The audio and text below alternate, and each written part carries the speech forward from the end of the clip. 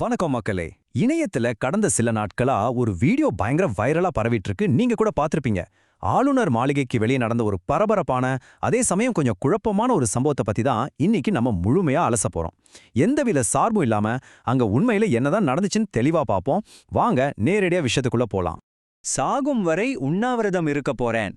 இன்னும் ஒரு ஆவேசமான வார்த்தையில இந்த ஒரு அதிரடியான எச்சரிக்கை தான் நாம இன்னைக்கு பார்க்க போற சம்பவத்தோட மையப்புள்ளி. ஆளுநர் மாளிகைக்கு வெளியே தனியாளா வெறும் தரையில உட்கார்ந்துகிட்டு ஒருத்தர் இப்படி ஆக்ரோஷமா கத்துறதெல்லாம் சமூக வலைத்தளங்கள்ல பெரிய அதிர்வலையே ஏற்படுத்துச்சு. அவர் ஏன் அவ்வளோ கோபமா இருக்காரு? அப்படி என்னதான் நடந்துச்சு? வாங்க டிகோட் பண்ணலாம். சரி, முதல் பகுதியா ஆளுநர் மாளிகை முன் நடந்த அந்த போராட்டம் பத்தி பார்க்கலாம். இந்த வீடியோல அந்த போராட்டக்காரர் தன்னை அறிமுகப்படுத்திக்கிற விதமே ரொம்ப சுவாரஸ்யமா இருக்கும். அவர் பேரு சுரேஷ். கேப்டன் விஜயகாந்த் நடிச்ச பெரியண்ணா படத்தோட இயக்குனர் இவர்தான். அந்த காணொளி முழுக்க தான் நடிகர் விஜயோட தீவிர தொண்டன் என்றும் தான் எந்த அரசியல் பதவியிலையும் இல்ல, ஒரு சாதாரண வாக்காளர் தான் அப்படிங்கிறதையும் திரும்ப திரும்ப பதிவு செய்றாரு. யோசிச்சு பாருங்க, ஒரு திரைப்பட இயக்குனர் இப்படி நடுத்தெருவுல இறங்கி போராடுற அளவுக்கு அவரை தூண்டின விஷயம் என்னவா இருக்கும்?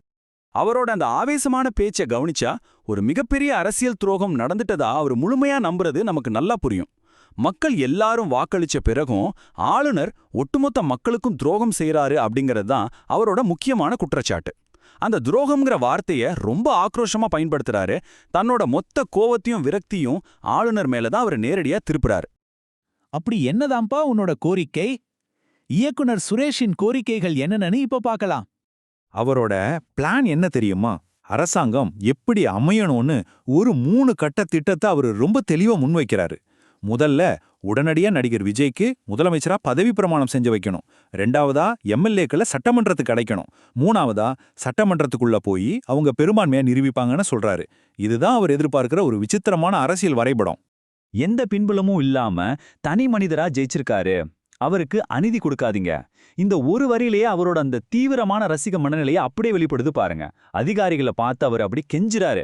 ஒரு சினிமா ரசிகனோட எமோஷனலான பற்று எப்படி ஒரு தீவிரமான அரசியல் கோரிக்கையா மாறுதுன்னு இதுல இருந்து நம்ம தெரிஞ்சுக்கலாம். இப்போ கொஞ்சம் எமோஷன்ஸை ஓரமா வச்சுட்டு அவரு சொல்ற அந்த 113 தொகுதிகள் கணக்கு என்னன்னு பாப்போம். அவரு சொல்ற முதல் நம்பர் 108. தமிழ்நாடு மக்கள் விஜய் அவர்களுக்காகவே நேரடியாக வாக்களிச்சு 108 தொகுதிகளை கொடுத்திருக்காங்கன்னு சுரேஷ் ஆணித்தரமா சொல்றாரு. இது எந்த அடிப்படையில வந்துச்சு, இதுக்கான டேட்டா என்ன அப்படிங்கறதெல்லாம் அவருக்கு மட்டுமே தெரிஞ்ச ஒரு பெரிய ரகசியமாவே இருக்கு. இந்த கணக்கு இதோட நிக்கல. 108 தொகுதிகள் நேரடியாக கிடைச்ச நிலையில காங்கிரஸ் கட்சி தங்களோட 5 தொகுதிகளையும் விஜய்க்கே கொடுத்துட்டதா ஒரு புது தகவலை ரொம்ப கேஷுவலா சொல்றாரு. இது எப்போ நடந்துச்சுன்னு கேட்டா அங்க பதில் இல்ல. ஆனா அவரோட கணக்குல இந்த 5 இடங்கள் ரொம்ப ரொம்ப முக்கியம். அப்படியே இதை கூட்டுங்க பார்க்கலாம். 108 + 5 மொத்தம் 113 தொகுதிகள் இப்ப அவங்க கைவசம் இருக்கிறதா ஒரு கணக்க சொல்றாரு. பெரும்பான்மையை நிரூபிக்க இன்னும் 5 தொகுதிகள் தான் வேணும். அதை சட்டமன்றத்துக்கு உள்ள போய் அவங்க மெஜாரிட்டியா காட்டுவாங்கன்னு ரொம்ப உறுதியா நம்புறாரு. இந்த அசாத்தியமான அரசியல் கணக்கு தான் நெட்டிசன்களை கொஞ்சம் தலை சுற்ற வச்சிருக்கு. தன்னோட இந்த கோரிக்கைகளை நியாயப்படுத்த அவர் கலைஞர் ஆட்சியுடன் ஒரு ஒப்பீட்டை முன்வைக்கிறாரு. அது என்னன்னு பார்க்கலாம். ஒரு காலத்துல கலைஞர் அவர்களுக்கு குறைவான எம்எல்ஏக்கள் இருந்தப்போ கூட ஆளுநர் அவருக்கு பதவி பிரமாணம் செஞ்சு வச்சாருன்னு சுரேஷ் ஒரு வரலாற்று நிகழ்வை சுட்டிக்காட்டுறார். ஆனா அதே மாதிரி ஒரு சூழ்நிலையில இப்போ நடிகர் விஜய்க்கு மட்டும் ஏன் பதவி பிரமாணம் செஞ்சு வைக்க மறுக்கிறாங்கன்னு கேட்டு அந்த நிகழ்வோட இதை ஒப்பிடுறார். அவர் எந்த அளவுக்கு இதை சீரியஸா எடுத்திருக்காருன்னு இதுல இருந்தே புரியுதில்ல. மறுபடியும் அவரோட பேச்சின் உச்சகட்ட எமோஷனுக்கே வருவோம்.